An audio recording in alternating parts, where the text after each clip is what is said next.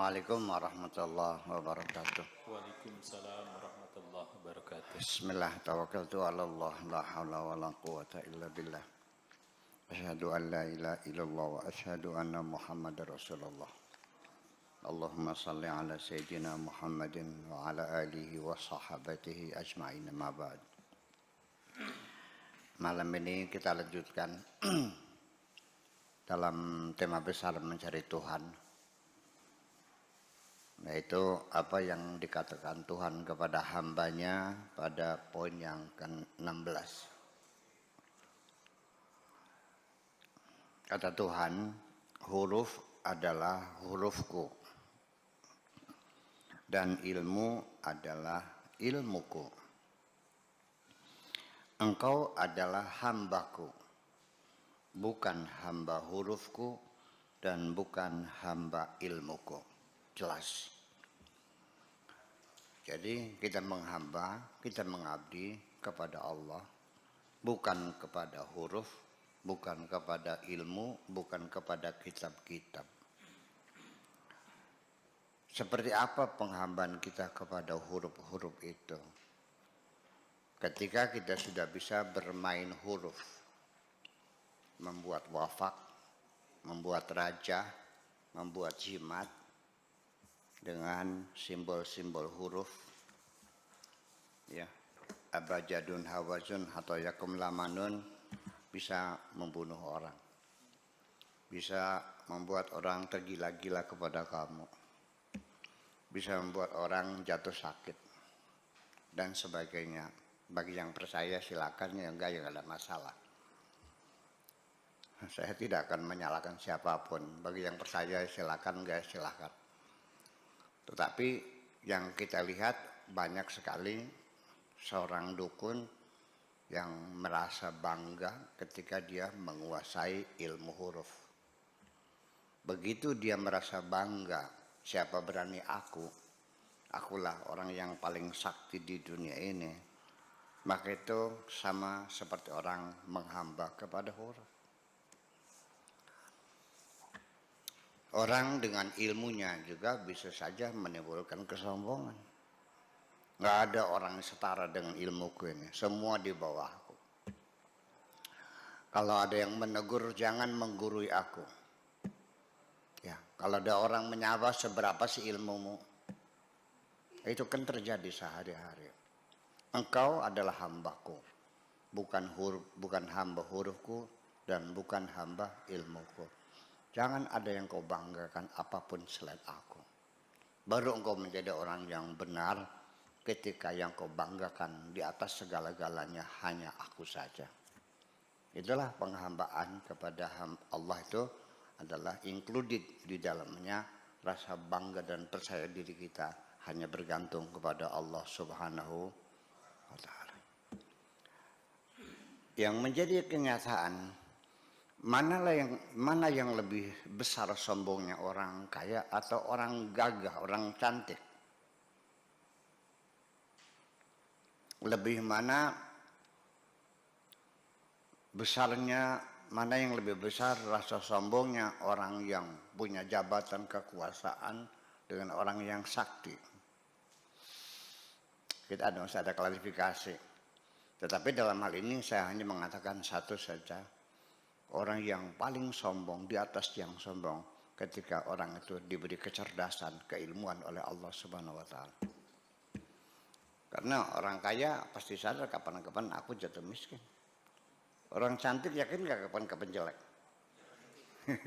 Tapi ada nggak orang yang ujung-ujung jadi goblok lagi?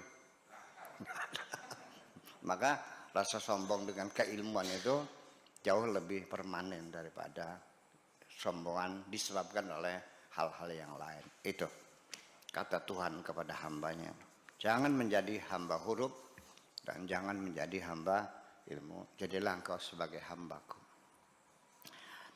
Yang ke-17. Wahai kekasihku, wahai hambaku, jangan mencari arah. Nanti engkau bingung melihat banyak arah. Jangan mencari ilmu. nanti engkau bingung memilah-milah ilmu. Jangan keluar dari kehadiratanku, nanti engkau akan disambar oleh apapun yang terpantau penglihatanmu. Nah, mencari arah. Kita dalam bepergian, petunjuk awal kemana kita melangkah sesuai dengan tujuan kita, tentunya arah dulu. Dulu belum ada pandom, dulu belum ada GPS. Pertama-tama yang mereka lihat arah itu adalah ke atas. Kalau siang hari ya melihat matahari, sekarang jam berapa, sekarang bulan apa, sekarang tanggal berapa, di mana posisi matahari, garis lintang utara berapa derajat, garis lintang selatan berapa derajat, sekarang jam berapa, kesono berapa. Dari matahari kita bisa tahu arah, mana utara, mana selatan, mana barat, mana timur. Di malam hari ada bulan, bisa kita baca bulan. Nggak ada bulan, ada bintang. Ya. Mana utara, mana selatan. Kalau kita di sini melihat apa? Bintang, bintang apa? Layang. Itu seperti layang-layang. Sehingga mana utara seperti ihid, seperti apa namanya? Seperti kipas angin lah. Nanti mana utara, mana selatan. Seperti itu. Nah, kalau dalam keadaan malam hari, bulan nggak ada, bintang nggak kelihatan karena mendung. Bingung nggak? Jadi selama ini engkau akan menghadapi kapan-kapan ketika engkau mencari arah, maka pasti engkau akan menghadapi kebingungan, memilah-milah arah semacam itu. Makanya ketika kita bingung dalam keadaan menentukan arah mana utara mana selatan di malam hari di tengah hutan, nggak ada masjid, nggak ada musola, nggak ada tempat bertanya, dan engkau akan sholat isya, ainama tuwallu wujuhakum fathamma wajhullah, menghadap kemana saja disitulah ada wajah Allah. Selesai, sesuai dengan keyakinan kita, dugaan kita, kayak ini kiblat jengusnya udah selesai, udah masalah. Jadi itu. Jadi pesan Tuhan kepada hambanya ini, hambaku jangan mencari arah. Nanti engkau bingung melihat banyak arah. Jangan mencari ilmu. Nanti engkau bingung memilah-milah ilmu. Sampai sekarang juga kamu dibingungkan, ada ilmu agama, ada ilmu umum, ada ilmu eksak, ada ilmu sosial, ada ilmu politik. Terus yang mana? Kita memilah-milah ilmu juga nggak jelas. Sampai sekarang banyak orang yang jelas mana ilmu agama, mana ilmu umum. Terus dari mana taunya ini ilmu? Dan itu memilah-milah ilmu itu sampai dalam implementasi sehari-hari. Ketika kamu mengeluarkan uang zakat, mencari ustadz-ustadz yang miskin dia mana? Yang diberi adalah guru yang mengajar fikih, yang mengajar Al-Quran. Kalau yang mengajar bahasa Indonesia dapat nggak? Anda pernah dapat zakat nggak? Sebagai dosen bahasa Indonesia? Karena dianggapnya bukan ilmu agama. Yang ngajar berhitung? Enggak. Yang ngajar matematika? Ngajar fisika? Ngajar geologi? Ngajar antropologi? Itu mah guru umum.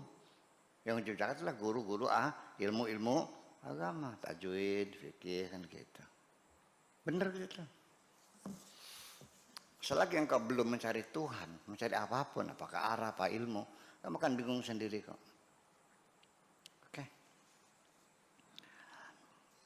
Jangan keluar dari kehadiratanku. Yang penting duduklah bersimpuh, yang tenang, ya, dengan hati yang damai. Tundukkan matamu, rendahkan hatimu, ya. Nanti engkau akan disambar oleh apapun yang terpantau penglihatanmu. menunduk dan tenang. Jangan melihat apapun selain Allah. Selesai. Sebab nanti apapun yang kau lihat pasti disambar kau. Ngeliat mobil, pengen mobil nggak? Ngeliat cewek cantik, pengen nggak?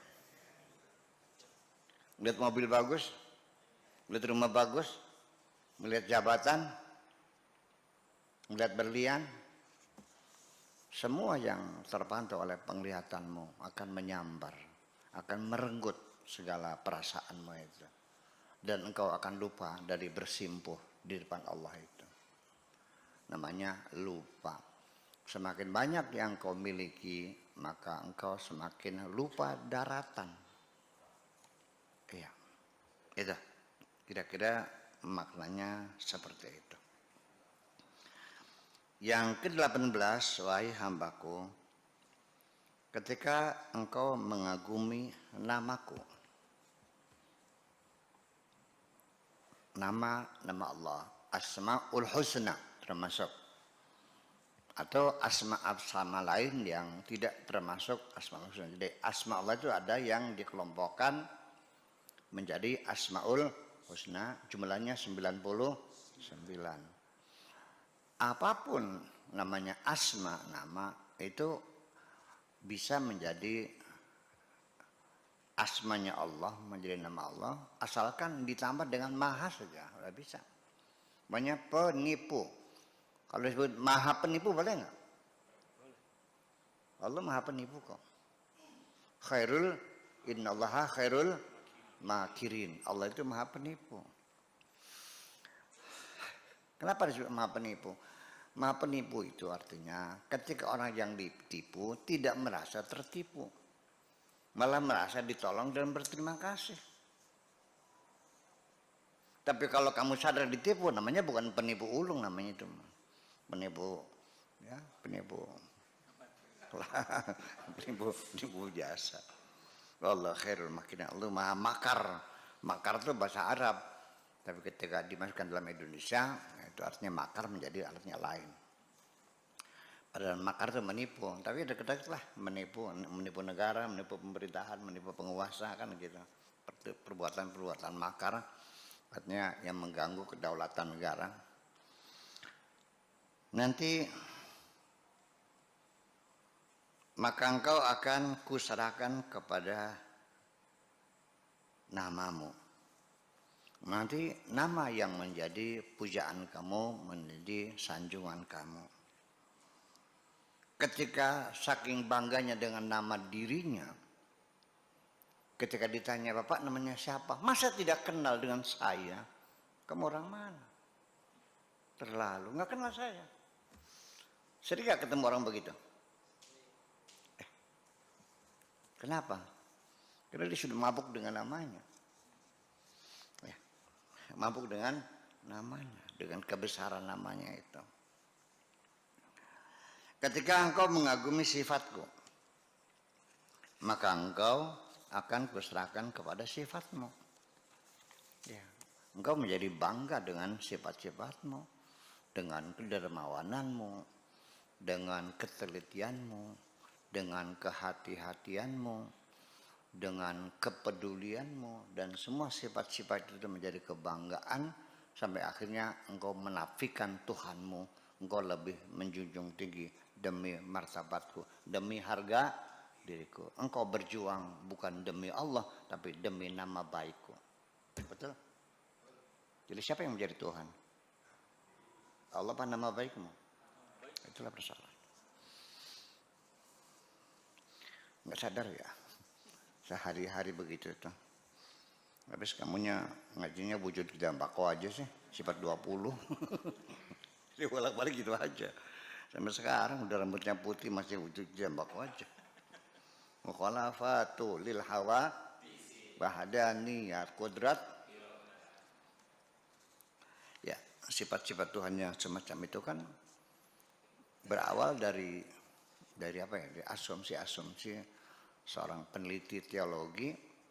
Ya kalau gitu ya Tuhan harus seperti ini.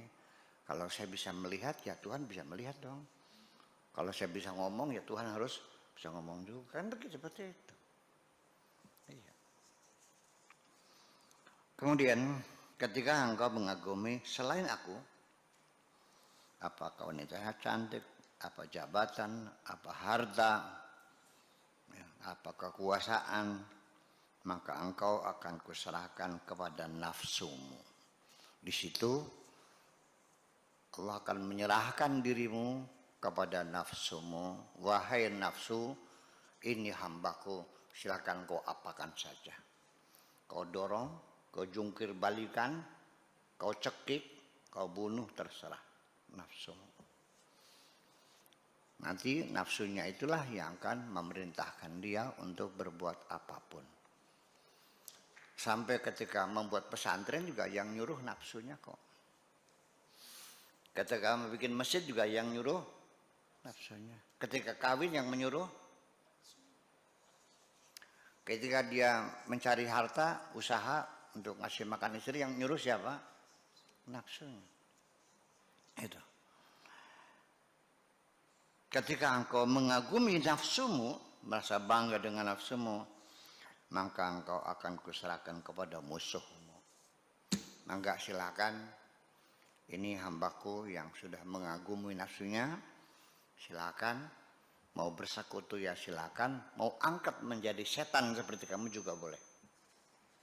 Maka menjadilah dia sebagai setan yang berbentuk manusia.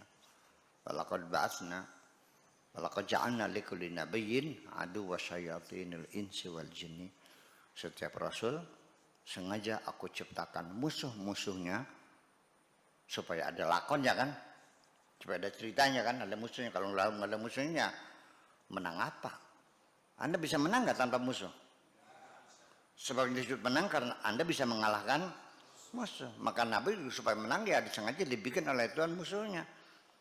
Musuhnya siapa? Yaitu setan-setan berbentuk manusia dan setan-setan berbentuk jin. Walaqad ja'alna likulli nabiyyin aduwwa syayatinil insi wal jinni. Saya singkat aja ya, gitu aja. Kemudian yang ke-19, wahai hambaku, bersimpuhlah selalu di hadapanku. Artinya selalu hadir bersamaku. Apabila engkau selalu bersimpuh di kehadiratanku,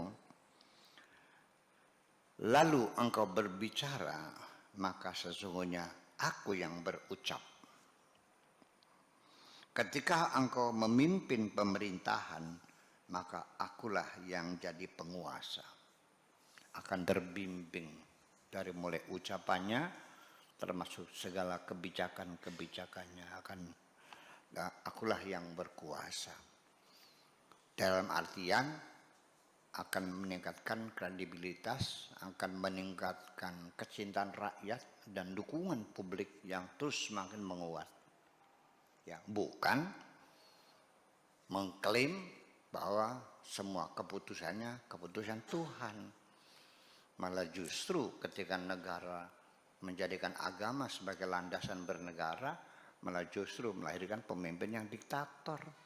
Karena apa yang dikatakan ini perintah Tuhan, siapa yang lawan? Paham gak kira-kira? Untung negara kita ini negara Pancasila. Negara yang berketuhanan yang maha esa, tapi bukan negara agama. Itulah kira-kira semacam itu. Kemudian yang ke-20, huruf dan simbol-simbol adalah lorong menuju ilmu. Sedangkan ilmu adalah lorong menuju isim atau nama.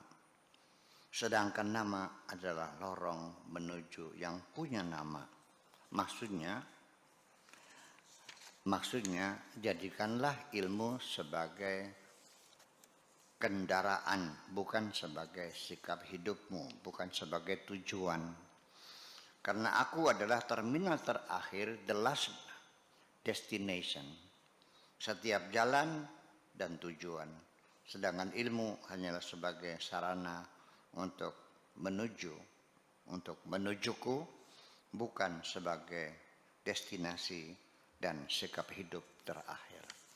Kita kadang-kadang sering lupa bahwa ibadah-ibadah, seremoni-seremoni kita lakukan dikiranya sebagai tujuan. sholat, zakat, haji, bukan tujuan. Itu hanya latihan kok. Ya, hanya latihan saja untuk mendekatkan diri kepada Tuhan. Yang nyampe ada, yang nggak nyampe ada, tergantung bagaimana orang itu memanfaatkan latihan-latihan itu. Apa setiap orang yang hormat bendera Paskibra, juara nasional Paskibra, apakah dia dijamin punya nasionalisme yang tinggi? Enggak kan? Malah tukang beca yang buta huruf, yang berani berkorban untuk negeri ini kok. Betul nggak? Jadi janganlah ilmu sebagai tujuan, apa saja tujuan kita tetap hanya Allah Subhanahu wa taala. Ini petunjuk dari Allah untuk siapapun yang sedang mencari Tuhan. Terima kasih. Itu aja.